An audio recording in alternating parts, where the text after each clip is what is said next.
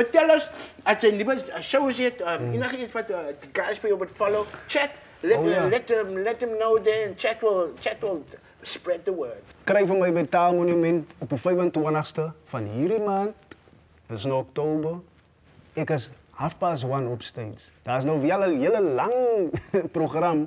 Maar 60 rand een ticket en dat is free voor allemaal onder 13. Dus voor jullie toe, jullie kan kopen voor free. Ja, nee, je gaat kopen. What if you just go on your knees and you walk so can you get away with looking? Zij gaan niet wegkomen naar party. Ja, nee. Party, ze gaan naar mooie party. Yeah, but we are there to support the arts, right? Yes. Right. Niet 60 Uncle, you can pay my ticket. Ja. You can pay my ticket. Yeah, no, I organize for you, man. We organize, ja.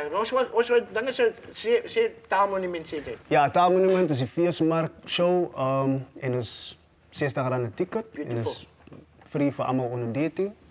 En dan is er natuurlijk een heritage show.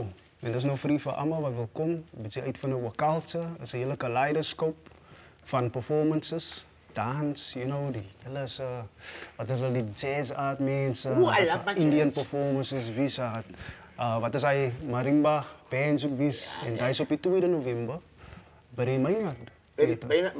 Maynard Theater? Yes, right. Okay, beautiful. Yeah, we'll put the details up there.